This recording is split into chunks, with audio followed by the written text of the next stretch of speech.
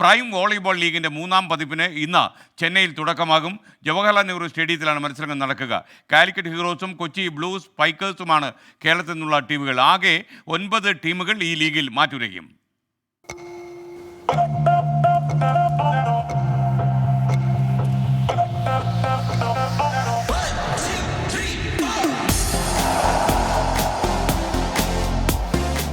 ഉയർന്നു പൊങ്ങിയും ലിഫ്റ്റ് ചെയ്തും ആക്രമിച്ചും ആ തുകൽപന്ത് ഗ്രൗണ്ടിൽ തൊടാതെ വിജയിച്ചു കയറാൻ രാജ്യത്തെ മികവുറ്റ 9 ടീമുകൾ. ചെന്നൈ ജവഹർലാൽ നെഹ്റു സ്റ്റേഡിയം ഒരുങ്ങിക്കഴിഞ്ഞു.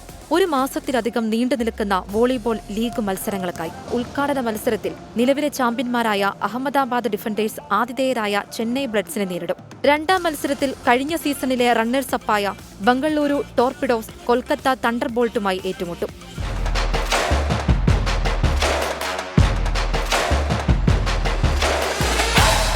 കാലിക്കറ്റ് ഹീറോസും കൊച്ചിൻ സ്പൈക്കേഴ്സുമാണ് കേരളത്തിൽ നിന്നുള്ള ടീമുകൾ. നാളെയാണ് ഇരു ടീമുകളും നേർക്കുനേറെത്തുന്ന കേരള ഡെർബി പോരാട്ടം. 2 സീസണിലും സെമിയിൽ പൊരുതി കീഴടങ്ങിയ കാലിക്കറ്റ് ഹീറോസ് ഇക്കുറി വലിയ പ്രതീക്ഷയിലാണ്.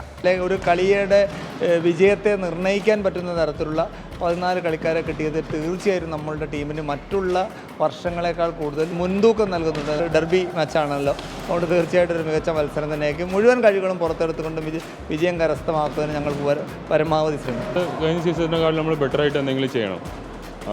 അതിനുള്ള നമ്മൾ ശ്രമത്തിലാണ്. അവർ എക്സ്പീരിയൻസ്ഡ് പ്ലേയേഴ്സാണ്. ലൂയിസ് ഏഷ്യയിൽ കുറേ കളി കളിച്ചിട്ടുണ്ട്. പിന്നെ നൊട്ടശ്ശേരിയാണെങ്കിലും കഴിഞ്ഞ സീസണിൻ്റെ വിന്നേഴ്സ് ടീമിലുള്ള ഒരു ബ്ലോക്കറാണ്. അപ്പോൾ കൂടുതൽ പറയേണ്ട ആവശ്യമില്ല, അവർക്ക് മനസ്സിലാവും ഇവിടുത്തെ കളികളും ഇവിടുത്തെ സിറ്റുവേഷൻസ്. അതുകൊണ്ട് ഈസി ആയിട്ട് നമുക്ക് മിങ്കിളായാൽ മതി. ഫാൻസിൻ്റെ അടുത്തിൽ ഒരു മോട്ടിവേഷൻ, അത് ഒരു മോട്ടീവ് എന്തായാലും ഉണ്ടാവും. എന്ന് വെച്ചാൽ കേരളത്തിൽ ഒരു സ്റ്റേറ്റിൽ തന്നെ 2 ടീമാണല്ലോ. സീസണിലെ പുതിയ സാന്നിധ്യമായ ഡൽഹി തൂഫാൻസും നാളെ കളത്തിലിറങ്ങും. മുംബൈ മെറ്റിയേഴ്സാണ് എതിരാളികൾ. മാർച്ച് 21-നാണ് ഫൈനൽ.